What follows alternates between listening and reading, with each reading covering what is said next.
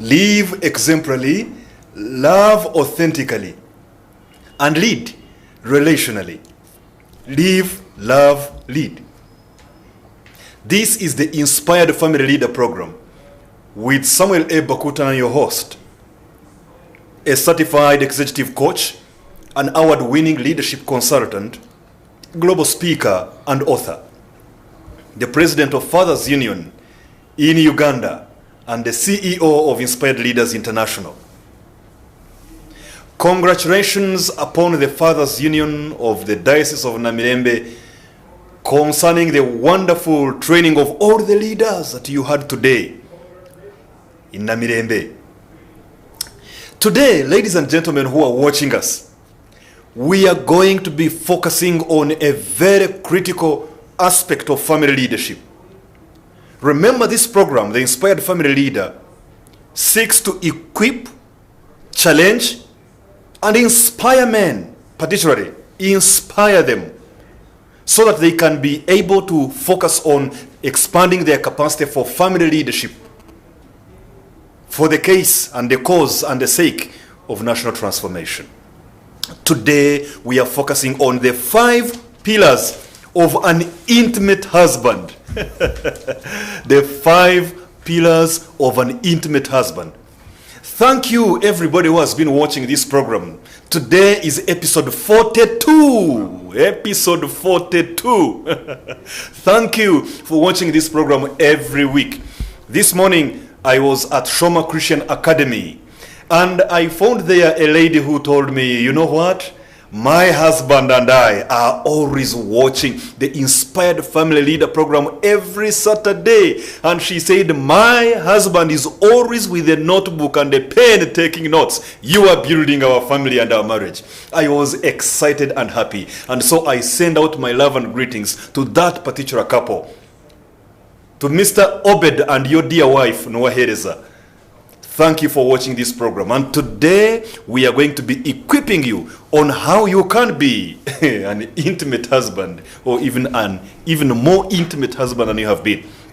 In the studio with me is none other than somebody who has been here before on this program, a man of wisdom, a man who is meticulous in the way he does his things, filled with knowledge and understanding, insight and prudence, ready to equip the people who are watching right now to ensure that our families are better.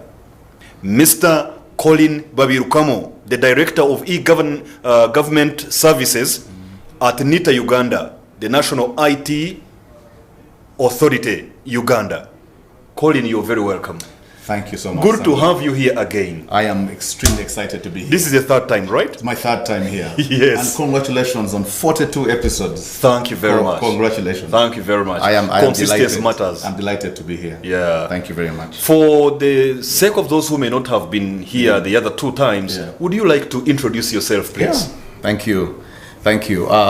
Greetings to you all, our viewers, this evening, or even good morning. Wherever you might be in the world, or whenever you're listening to this, I really want to say, first of all, my name is Collin Babirukamu, and as he's ably said, I am an IT guy, and I'm a civil servant, and I work for the government of Uganda through the National IT Authority. But I think very key for me today is to say that I'm a husband. Very important. And I'm a father of 4 children. They are right now watching on TV. I'm sure they'll have to go to bed at some point. Yeah. But my wife is also watching. My wife is Dr. Estella Mugasha. We've been married for 17 years now. Well done. And it's by the grace of God, I must say. By the grace of God. With your cooperation, amen. Cooperating with the grace of God. By the grace of God. Only by the grace of God, by the way. And we serve at Lueza, All Saints Lueza, All Saints Chapel Lueza, and which is actually an affiliate of All Saints Cathedral, Nakasero, and of course under the Church of Uganda. So we are blessed to be here, and I'm excited to be here to just share some nuggets about this. I am definitely not the most experienced husband.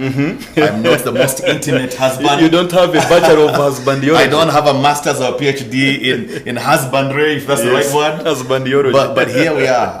I'm excited that you could still invite me here to just share my thoughts, and I also hope to learn. Why not? Throughout this time. Great. So thank you. Thank you very much too for coming. So, the 5 pillars of an intimate husband is our topic today. Yes. And right away tell us, what is intimacy? What are we talking about today? Great. What is intimacy? So we're talking about the 5 pillars of an intimate husband. And I think the question is, what is intimacy? What is intimacy? Intimacy, of course, well, let me just begin the dictionary, sort of setting or definition. So intimacy is really a close familiarity, or it is a friendship, or it is a relationship. But the word close and familiarity and vulnerability, the words like openness are synonyms that we must speak about with intimacy. So the question is, intimacy really is something that has been mainly spoken about, especially in Christian circles, around sexual intimacy. Yes. But I think intimacy is much, much broader. As we are going to see. It talks about openness, it talks about friendship, it talks about closeness, it talks about walking together, it talks about close familiarity. Yes. And I think we'll be able to unpack that even better, as we go along. Okay. Yeah. Close familiarity. And friendship, yes. And friendship. Yeah. Openness. Vulnerability. Walking together. Yeah. Vulnerability. Relationship. Yeah. Interesting. Yeah. Interesting. Intimacy. Yeah. It really feels like this is bigger than we often talk about. It is. Yeah, because when you look at the words you've just used, always summed up as either sexual intimacy but it's much broader, as we shall see. And I hope we can unpack that. Yes. It's often narrowed down to the bedroom. Yes. Many times. And that's important, obviously. But that's only one area. Yes. But we'll get into that. Exactly. Yeah. Now, we are saying the 5 pillars of an intimate husband. Yeah. So, in other words, we are focusing on the husband being intimate. Yeah. But here is the question. Why should husbands even care about intimacy? Why is it important in a marriage? I think that's a good one. Why is it even important? Yeah. Really? Yeah. Because I think... Why the hustle? We get married. We think we are born to be great husbands, but we soon realize that we're never born to be great husbands. We're not exactly born to be great husbands.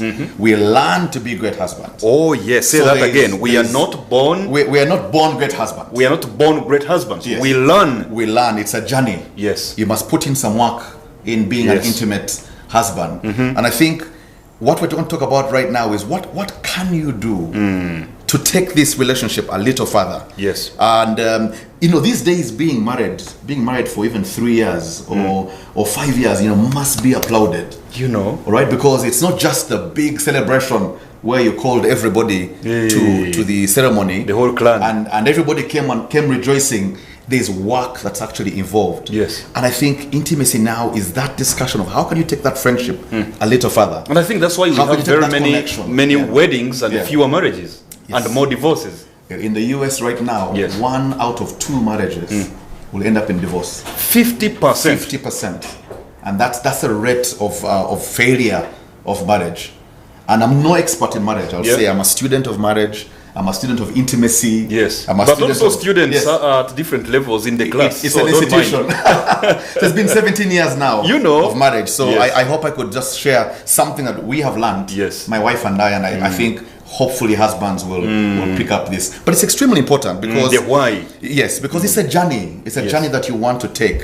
Why should we be intimate? Because it's no longer just an issue of a big celebration and then you're a father in a home. It is how can you actually get this closer? And I think the 5 pillars, as we break them down, you'll begin to see why it's important to take a closer look, why it's important to be intentional about this, and why intimacy is a great ingredient for marriage. Yes. But let me also say this quickly. Intimacy is not just a marriage term in a sense. Yes. I think if we derive this is Church of Uganda Family TV. So the values of our program here today are Christianity. They are biblical. It's important to learn that even God himself, we usually say God is love. Yes. I think it's okay to even say God is intimacy or God is intimate. Okay. Because God is about relationship. God is about getting us closer. And I'll sort of break that down a bit further. Because right now the word intimacy could be could be sort of fuzzy. Yes. But if you realize in the book of Genesis, chapter 3, verse 8, you see God walking in the cool of the day. Yeah. And is asking Adam, where are you? Or even Eve, where are you? Yes. It seems like there was a daily walk, possibly, yes. or a frequent walk that he had. They were intimate. They were intimate. They were close. They were close. They were After friends. creating everything and creating someone like him, he wanted to be close and intimate. Yes. It was purposeful. A close he friendship. needed to walk with him. He needed to make time for him. So intimacy is really intentional. Okay. And I think we'll talk about that. Okay. And the challenge I see is that most of us, the men these days, we have really been so socialized. Yeah. Or maybe I should even use the word conditioned, maybe. Yeah. But let me use socialized. We've been socialized to hide our weaknesses, you know, to appear to be so strong, to appear to be in control. Yeah. Yet now when you talk about intimacy,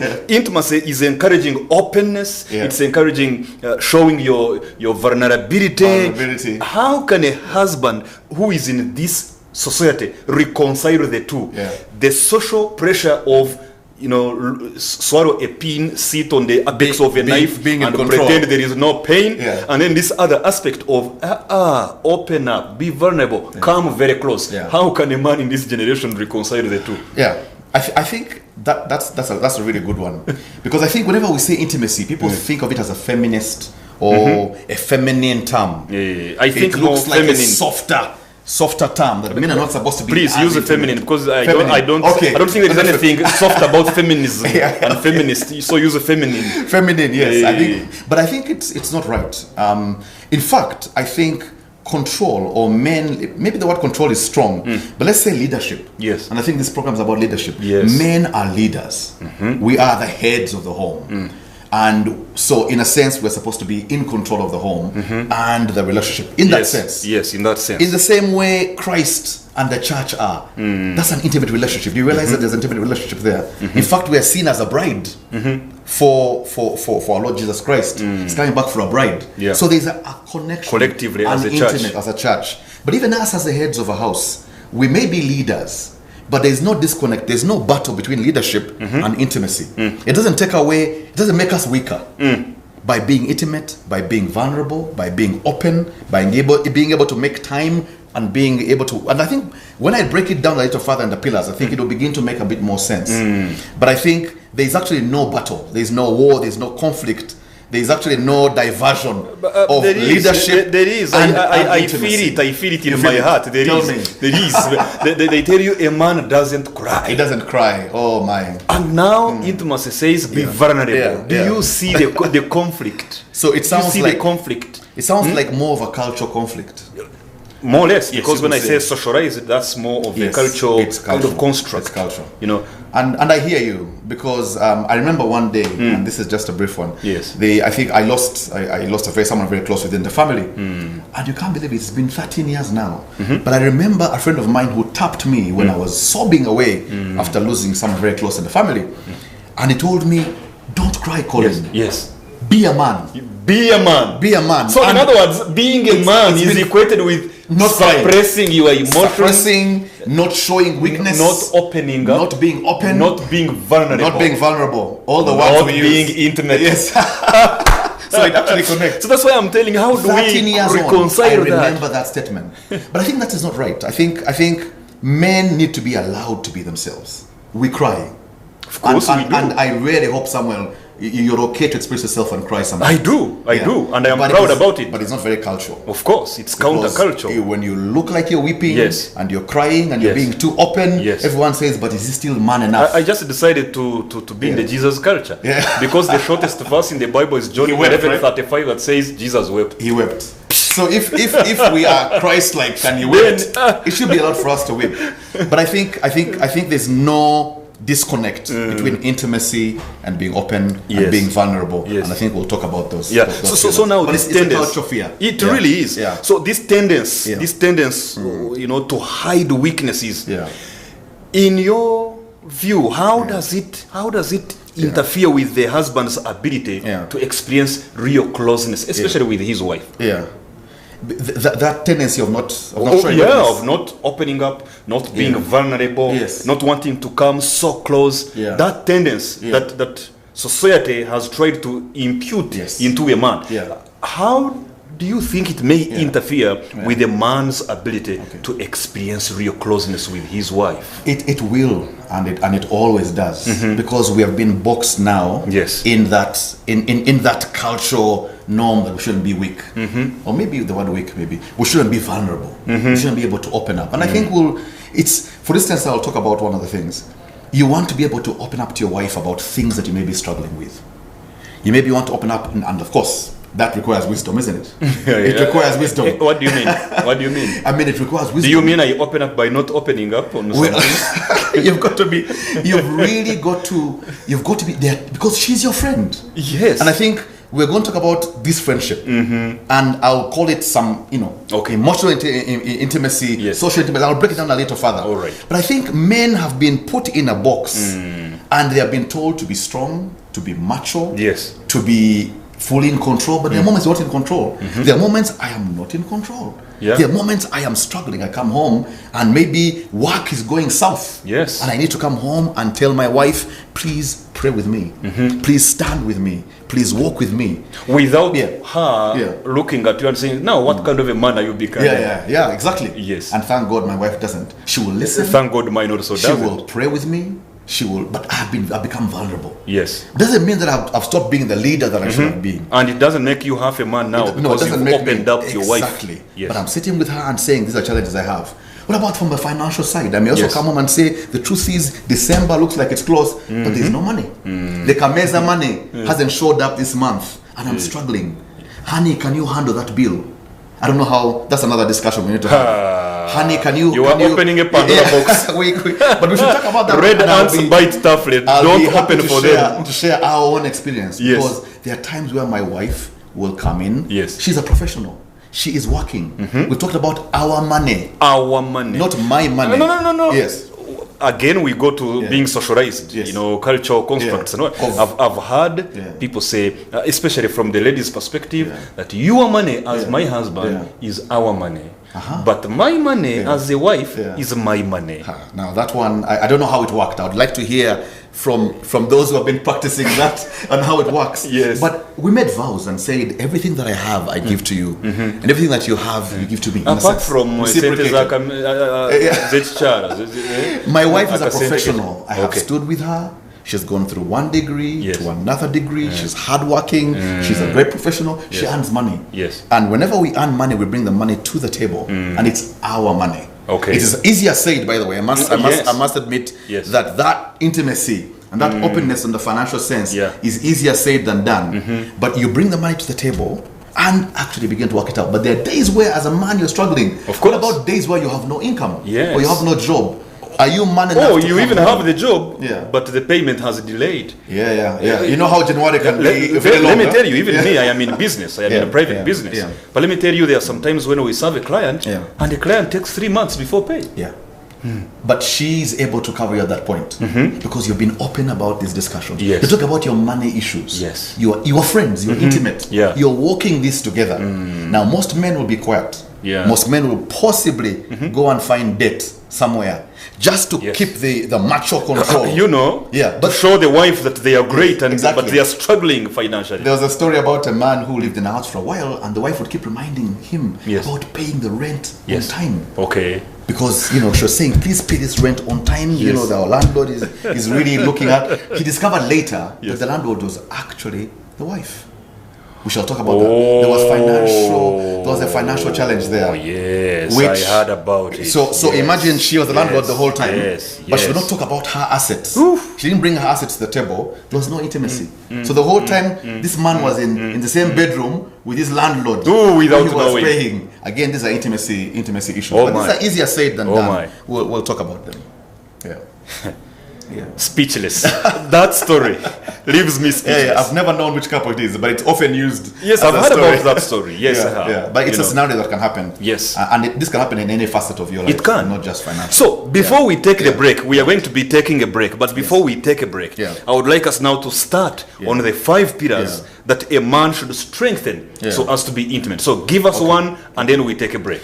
Okay, so there are basically 5 pillars, and I think we'll go through these 5 pillars. And if you have a notebook, our viewers, please just pick this up. Yeah. This is a tool that we have used, my wife and I and a couple of friends, and it's an amazing barometer or a tool for you to check how your relationship is doing as a couple. We could as well use temperature. It's a temperature thermometer. It's a thermometer. It's a thermometer. Okay, so thermometer or a temperature check.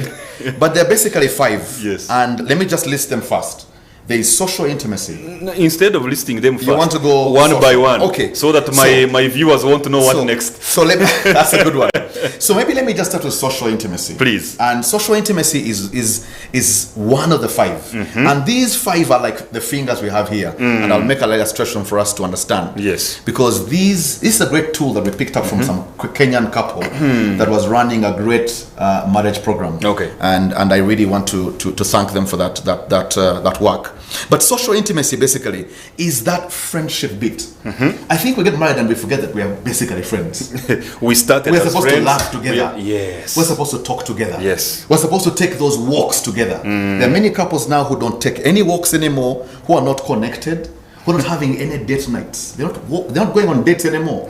You are dating this woman. Wait. Yes. Did they ever have dates to begin with? Oh, well, I hope they did. You know, when you're trying to please a girl, you do everything possible. You will try your best. They open doors for these women. They pulled chairs.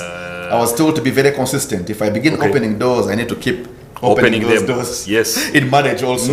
But I think it is that friendship. Yes. It is that connection. It is that walking together. Yes. It is reminiscing about where you all started. Oh yeah. It is those joint chores that you do together. So this is the softer intimacy part that I want to start with. We need to have social intimacy. Yes. You need to also. So in other words, it is about socializing with each other. Exactly. Yes. It is the friendship. Actually, part. when you said social intimacy, I quickly thought maybe how the two of us relate with the society. But now I realize it's more of how we socialize together. My wife and I. It also has the connection with the outside. I agree, because can your wife open up her social circles to you also? Samuel, do you know about your wife's friends? Yes. And your wife's friends come home. And does she know about your friends? The moment you begin to open up your circles to each other, and oftentimes also have common friends together, that is now building social intimacy. Yes. Many couples sometimes even may begin to transition from some of the old friends they had when they get married. That's true. To friends that they agree. Mutual friendship. Mutual friends. And that is one element. So that's social social I want to call intimacy. that social intimacy. Yes. But it's the friendship. Fundamentally, it's the friendship. Really, it's the laughing. We're not talking about anything. We're talking about me and you. Are we friends? Can we reminisce about the old days? Can we take those walks like God was looking for with Adam? Yeah, this week on Monday, my wife and I, we did a lot of reminiscing about our wedding. Oh, wow. This Monday was our wedding anniversary. How many years now? Well, we stepped into the 14th. Wow, great job. You're chasing up. By the grace. You're now a teenager. We stepped into our 14th year. You begin to even watch that video. So we got our wedding album. There you go. And we sat down for 1 hour. And we looked at each picture, looked at each person that attended the wedding, talked about it. It was on Monday when I remembered that our cake, our wedding cake, was the map of Uganda with the flag, with the colors of the flag. That's a new one. That's a new one. But imagine the patriotic me. But imagine the intimacy that you are building. Yes. The friendship. It was awesome. There was nothing. There was no cost. There was no dependence. You were just reconnecting. Yes. Man and woman. It was awesome. I call that social intimacy. It was awesome. We went out. We did a lot of swimming. We sat on a tree and talked. No we children. Played some game. No way. They know it's a tradition in our family. For the last 13 years. No. Yeah. So wedding anniversaries, it's her and I, not the children. Everybody else will wait. Yes, and they know it. The kids weren't there when you got married. So they were not. So I think social intimacy is my first. Yes. My first one. Can you just be friends together? We walk together. My wife and I walk our neighborhood together. Okay. And throughout the COVID time, we just did walks around the plan together, but it was amazing. Some man who is watching you would say, it's because you live in a safe place. My neighborhood is bad. We can't walk. They are thieves. They will hit us. And that's a serious concern. Or maybe it's just an excuse. It could be. But I think make the time. We are taking a break right now. And when we come back, we will be looking at pillar number 2, that a husband needs to strengthen in order to be a husband worth being called an intimate husband. Can you imagine just Think about it. You pay rent on time every month, only to later realize that your wife was actually the landlord. She just set it up, built a house without knowing, made you move into that house and said, honey, we've found a better house. You moved in. And then she had somebody who manages the property, who keeps coming to collect the rent on behalf of a certain landlord you don't know, only to later realize you've been sleeping with the landlord in your bed. Wow. Issues of intimacy. Welcome back. The Inspired Family Leader Program. And today we are talking about the 5 pillars of an intimate husband. And we have so far talked about one of them, social intimacy, about friendship, being able to walk together, to talk together, to laugh together. Social intimacy. And with me in studio is Collin Babirukamu. Let's take it on to point number 2. Yeah, thank you. So point number 2. So we said social intimacy was number 1. And I think that's a great foundation to be able to be friends, to be able to walk together, share together, laugh together. If we switch the gears to what I would call emotional intimacy now, this is the second one. Yes, emotional intimacy. And again, this is a tool that I hope you can all write down where you can, and many of you have used this tool in some of your training courses. But basically, emotional connection and this emotional intimacy is really a heart-to-heart connection. It is a deep conversation from the heart that we need to begin to have. Remember the time I talked about vulnerability? Yes. I've said openness. Yes. It's not just to take the walks now and talk about politics and talk about soccer. But it is now talking about the fears that you might have. Talking about the joys, of course. Yes. But can we talk about, so when you go on a date now, you talked about the date life of social intimacy.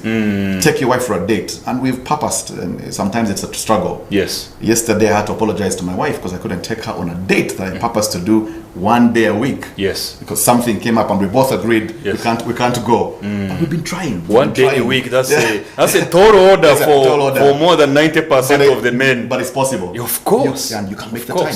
You can make the time. And we've had good weeks, and other weeks have been a bit bumpy. Something comes up, and let me be a little bit provocative here. Yes. What happens? Because I'm assuming you've probably said every Friday, right? I think that's a good way. Is that what you do? Just every to be Friday, sure. Okay. So what happens on a Friday when you actually have a conflict that you have not yet dealt with? You are all looking at each other with a bad eye, and it is the day for the date. I think this is where you need you still need to pursue that date and resolve that conflict on that date. Or just go sit there, look at each other, look on the side, but have the date. This is the emotional intimacy. Yes. Where you, first of all, social intimacy meant that you take dates together. Yeah, your friends sit together. But now you're having a heart-to-heart connection. And again, I've always said, I must put a disclaimer, this is easier said than done. Right? So even me, I'm not coming here on a high horse and telling you how perfect not just a high horse, but a high white horse. I cannot do that. My wife is actually watching right now, so she's taking notes. So I hope to go home and get my feedback. But you're having a heart-to-heart connection. So if you're having a challenge, those dates are actually the greatest time to resolve some of these difficult because you're now the two of you alone. The two of you. We try to put our phones away because phones are a big distraction. We've realized whenever you're on a date, some people are on a date, but you're on a phone. My grandmother calls the phone kashe nyamak, which literally means that machine. Marriage breaker? Marriage breaker. Exactly. Yeah. So we say we've gone on a date, phones away, me and you. Let's talk. Let's talk about our fears. So if there's an issue, let's talk about it. So let me give you an example. One of the questions we usually ask, and it's a tough question, and that's why as husbands, you want to be an intimate husband, which is my prayer, and I'm a student of that, is asking your wife, how can I be a better husband? Because I think if you go, husband may be wondering, if I go on a date tomorrow, what is the agenda of the date? What are the opening questions for that date? But being vulnerable enough to ask your wife, how can I be a better husband? What can I do better I've asked my wife before, how can I love you better? And that's an open question. I see her gazing and looking, and I'm giving her an open check. Yes. To tell me, Collin, you have been lousy at this. Yes. And look, let me tell you, I didn't realize my imperfections until I got married. I thought I was okay. I thought I was patient. I realized I'm actually impatient. I thought I was very selfless. I discovered I have selfish moments. Yes. Because marriage it stretches you and brings those things out. Character traits Yes. can only be tested Yeah. in demonstration. Or maybe I say it the other way around. Yeah. Can only be demonstrated when tested. When tested. Yeah. And marriage is the greatest environment. Oh my. Yeah. So now you're on a date and you're asking, you want to get intimate emotionally. Yes. This is no longer about friends. It's no longer about anything. Yeah. It is me and you. Heart-to-heart connection. My friends. Deep conversation. Deep conversation. Difficult conversations also at this point. Yeah. When I ask you and ask my wife, how can I love you better? I'm actually giving her a free and safe environment. Yes. For her to critique my performance as a husband. Oh. So to bring up the KPIs of the marriage, the key KPIs performance on the indicators. table. We agreed on some of these things. How are we doing? Yes. And let me show you something here. Yeah. There is this piece of paper here. Okay. It is always in my diary. It's been in my diary for the last 2 years. Yeah. In every diary, it's in there. Yeah. This was January 30th, 2021. Yeah. So that was on our wedding anniversary. Wow. January 30th is our wedding anniversary. Yeah. So it's been in my diary in 2021, in 2022, and now you see it's already in my diary of 2022, 2023. And the KPIs. Yes, and this is something we sat down and Charity. with my dear wife, Charity. Yeah. And I put myself on the table, and she put herself on the table, asking, how am I doing in this? Yeah. How am I doing in this area? How am I doing in this area? Yeah. And we had this simple tool. Each one of us filled it separately, and then we came together and shared our answers. And we saw where answers were different, where answers were the same. So now I have this every day, and I keep checking there. How am I doing in this area? She said this. So what is happening? How far with that promise? Yeah. Amazing. And as you can see, some places have even ticked, others have put some numbers to know what is happening, and so on and so forth. You see, somewhere where she said, I think we need to purchase this and this and this. I'm ticking you where may I need to share that template. Because you get it. I have not been as structured as you are. I am telling you, it gives you key performance indicators for your marriage. These things should not only be in our organizations.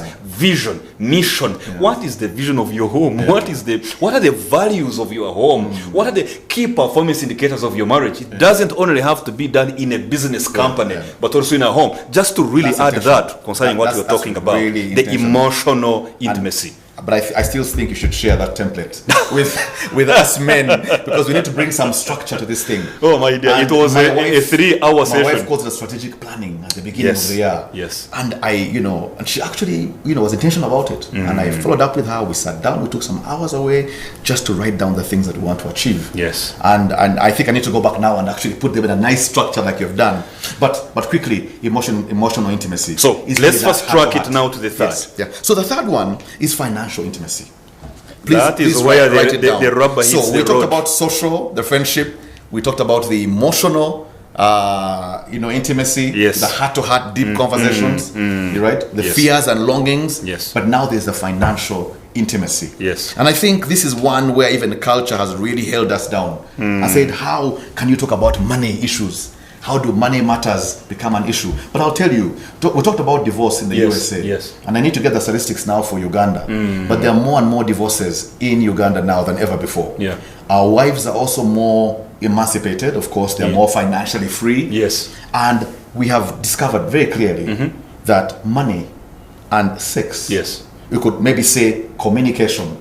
So you could say communication, money, and sex could be top 3 factors, which when actually it's not that they could be. I am aware of a research that talked about the top 10 marriage problems globally, and communication was actually number 1.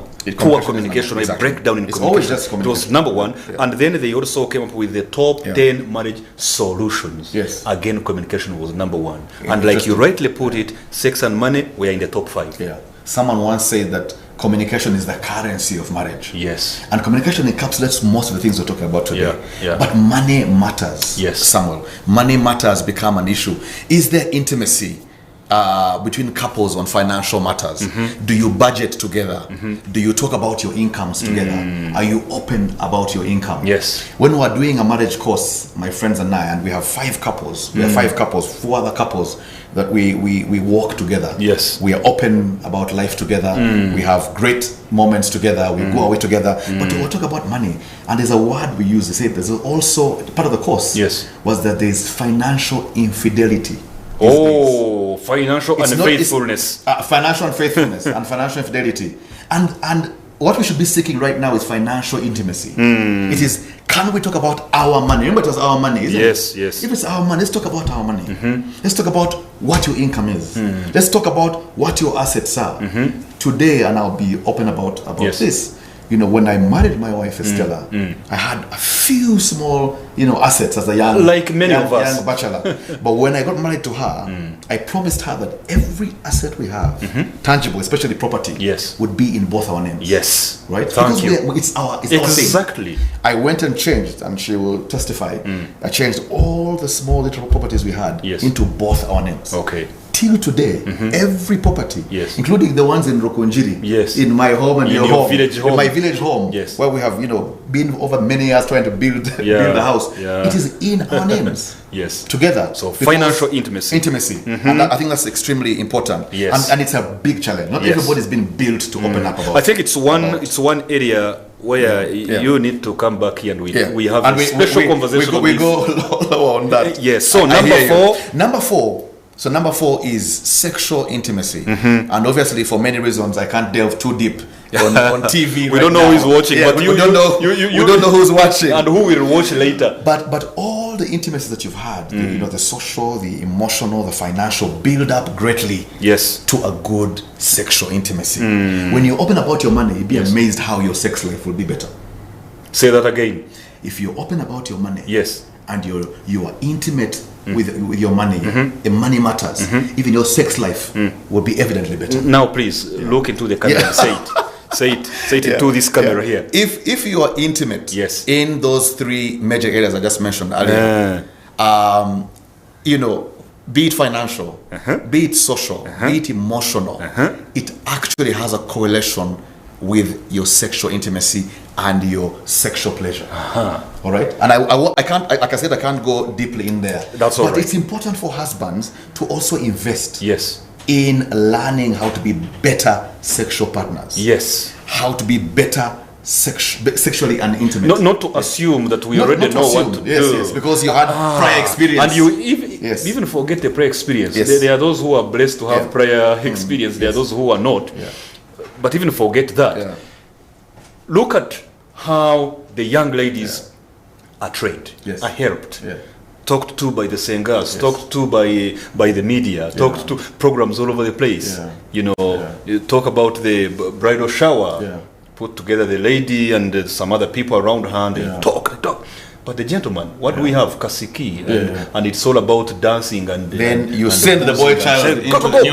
Go and do it. And so he also gets into this marriage knowing something called nothing. Yes, that's a lot. That's quite a lot to know on these matters of sexual intimacy, the bedroom game. The bedroom matters, So as a man, what I'm hearing from you is that as a man, I need to be out there to learn. And when I say out there to learn, I don't mean... out there, I mean getting the information, the knowledge, attending that seminar, reading that book, and how to improve, in that intimacy area, and particularly by getting the primary knowledge from your partner. Because while there could be some general things, your wife is an individual who has particular tastes and preferences and etc. So while you're on that date, ask her, how am I doing in that area also? We fear to ask, right? We fear to ask. But that's intimacy now, because you want to be an intimate husband. You want to improve in that facet. In this is the 4th facet now, the 4th pillar. And you're saying, how can I do better? So now in pause. that area? Now pause. Let us get very practical here. Let us get very. We said this program can sometimes be provocative. So if you are watching with your wife, if you are watching with your husband, Right now, I would like you to turn to them. We are going to give you 10 seconds. 10 seconds. Ask him and say, how am I doing? And especially, let this be done by the man. Turn to your wife now and ask her, in this area of the bedroom, how am I doing? We are giving you 10 seconds. We will not be talking. We will be just looking at you. So turn to your wife now. Ask her and say, darling, how am I doing in the bedroom? We are pausing. We are not talking until after 10 seconds.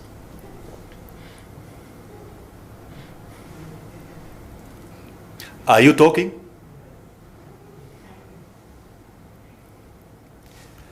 I said, ask your wife, how am I doing in the bedroom? P for pressure. I could feel it. Number 5, for the sake of time. Number 5.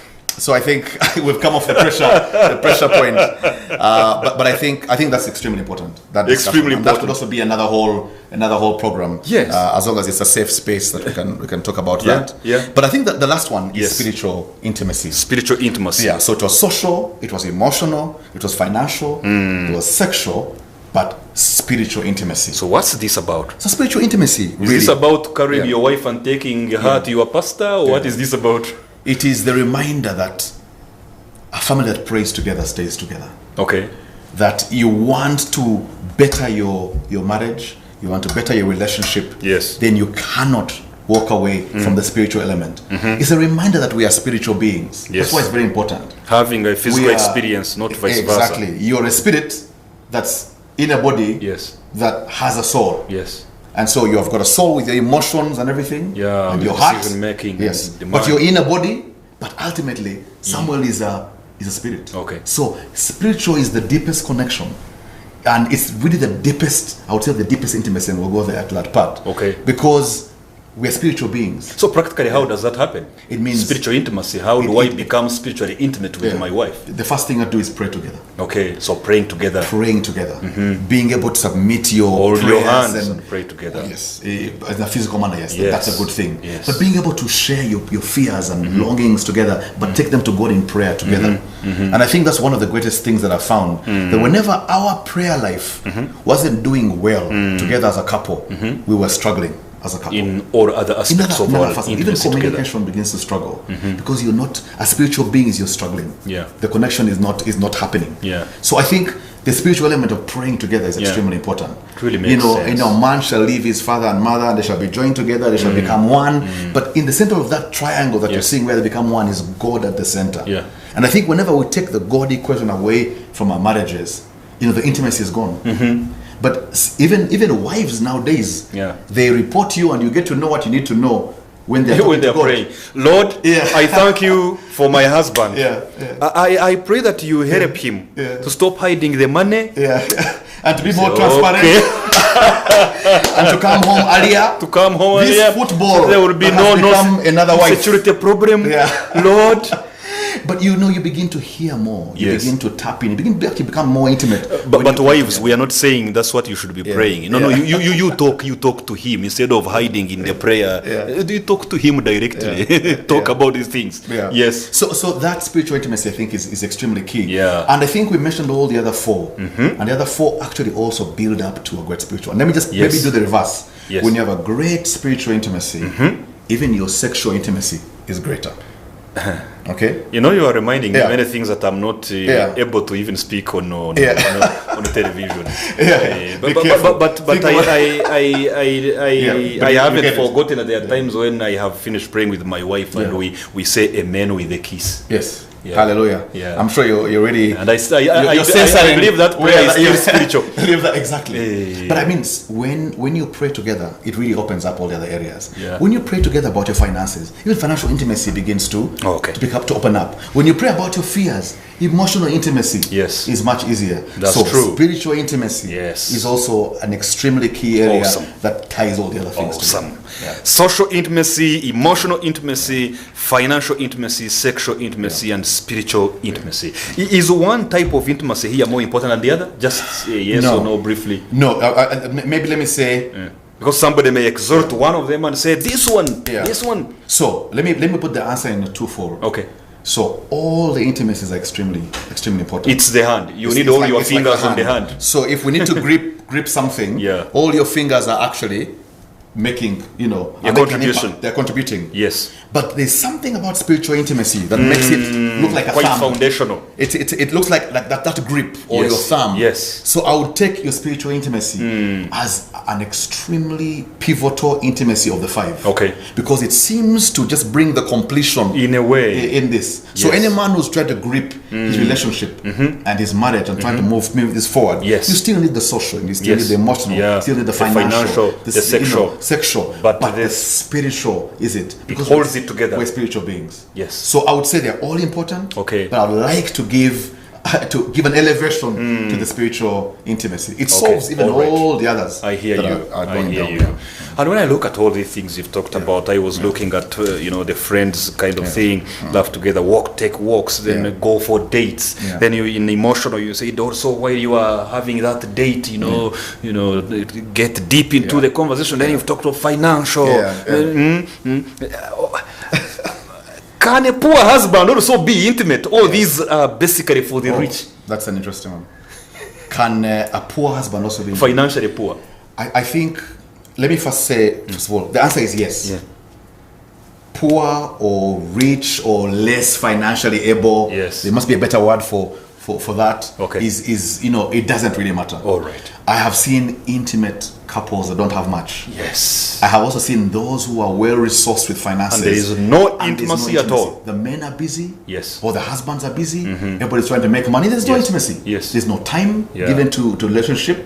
So I don't think money exactly, correlates to intimacy. Okay. But doesn't money availability of money oil the money facilitates. Okay. We talk about going on a date, yes. going on a cruise that's what somewhere, or going on a holiday. Exactly. Hallelujah. Money is a great resource. When I told you we were looking at an album on Monday, we were not looking at it from home. Yeah. We were somewhere else. You were somewhere. And we paid money. But even the man who may be at home, having homemade popcorn and some juice at home, may really make the best out of that moment. Thank you. So the answer is yes. Okay. Poor, all right. or rich or less. So whether you have a lot of money or you don't, intimacy is something that you can get better as a man. Yeah.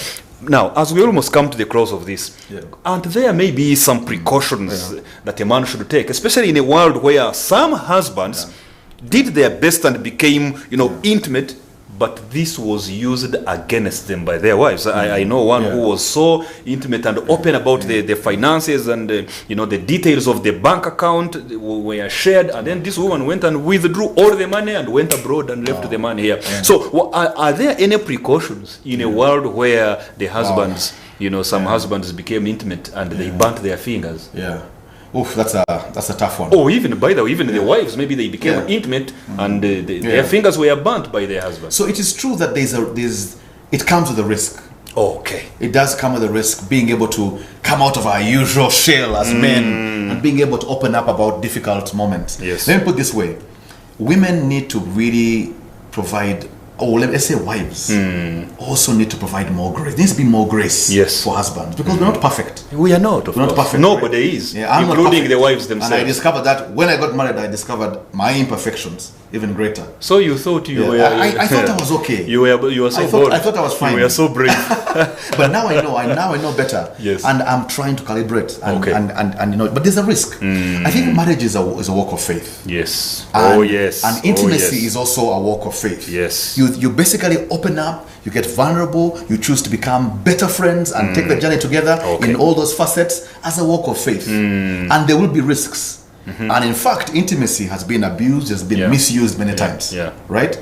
But I think it's a prayer for all those who are listening that when, especially let me just, everything is a risk anyway. It's a risk. Even being alive is a risk because you risk dying. But I would like to say that the risk of going intimate outweighs the risk of not being intimate at all. Okay, the benefits of being intimate outweigh the risk involved in intimacy. That's the best way to put it, actually. Okay. So the benefits are. So please, it's a walk of faith. Get in there. Yes. I think you can never have all the answers, but walk in there and move. Okay. Yeah. And I realize as you were talking, it really takes two to tango. Yeah. So maybe could there be one or two things that you think women do that can stand in the way of a man's attempt to be intimate? That a woman should be careful about? Yes. Just in a way of outline. Very quickly. Yes. Please, women and our wives, you know, like I mentioned, let there be more grace. Okay, more grace. Husbands may falter. Husbands may fail. They may struggle in all those facets of those areas.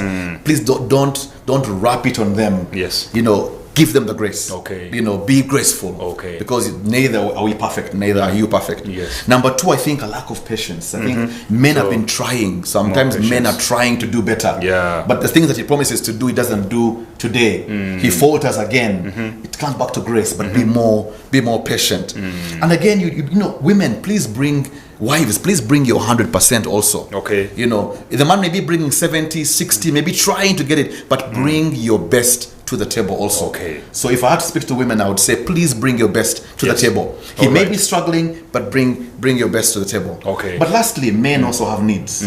So women need to really take time to understand the men's needs, study them. Men want respect. Men want sex. Yes. Men want many other things. Yes. Understand their needs and bring them to the table. He will automatically become a more intimate husband when you understand his needs. By the way, how do these things apply to these boyfriends and girlfriends who are not yet married, but they are also trying to practice these things? All of them, sexual intimacy, spiritual intimacy. And when you talk to them, they say we are just practicing what we will do in marriage. What's your one word for those boyfriends and girlfriends? No, I think I would say get married, please. Get married. Just get married. Okay. Don't try to be like people who are married. When you are not married. Get married if you can. Period. Keep it simple. Keep it affordable. Yes. No debt. Yes. But get married. You don't have to go to that boy's hostel to cook every weekend. Yeah. Get married. Yes. But also, lastly, I think it's important that people who are dating realize that out of those 5 intimacies, I would say 4 of those are really possibilities for them. Yes. It is the sexual intimacy, of course, that we as Christians will say, hold on, hang in, but every other intimacy can still be practiced in dating. Beautiful. Yeah. So, as a way of your parting shots, what can an institution like Fathers Union do to practically help men to be more intimate? Okay. I think Fathers Union and Mr. President, it's good to have you here. That's why I'm asking. It's good to hear. I'm a member, full member. Yeah. I think let us start talking about it. Okay. This is a great start. And I think you have the ability to spark this up as a discussion. I think Fathers Union groups now must begin other men's groups. And other men's like groups. Fathers Union. Exactly. Should begin to have this difficult conversation. These 5 can actually become a topic opener. Yeah. They're enough for a whole year. Of course. We could make these our 5 themes for the next year. Yeah, last year we had 5 words and they took the whole year. How to be a pastor, protector, provider, promoter, and prophet. That is the Abba Father. Yes, finished. Exactly. But now imagine if we go to all the intimacies. Yes. And we begin to dissect one by one. Have those difficult discussions. But number 2 also, I think encourage all these men's groups to be able to have accountability groups. Yes. Be able to have men you can actually open up to. Okay. This is not our usual thing. It's not. We're not built to open up. Yeah. But encourage men to be able to open up, sit together, talk about these kind of topics, and just share notes, compare notes, and pick each other up. Thank you. Ladies and gentlemen, this has been the Inspired Family Leader program with Samuel Bakutana hosting Collin Babirukamu as we talked about the 5 pillars of an intimate husband. We've said intimacy is very critical. So we have to ensure we practice it. So going forward, as a man, go and work on your social intimacy with your wife. Be friends. Go and work on your emotional intimacy with your wife. Go deep conversations, heart-to-heart issues, sharing fears and longings. Go and work on your financial intimacy, openness and trustworthiness in finances. Go and work on your sexual intimacy. Make sure that the game in the bedroom is awesome. Yeah. And then also, lastly, the spiritual intimacy. Pray together, do things spiritual together. Amen. Until next time, let me go home and be intimate.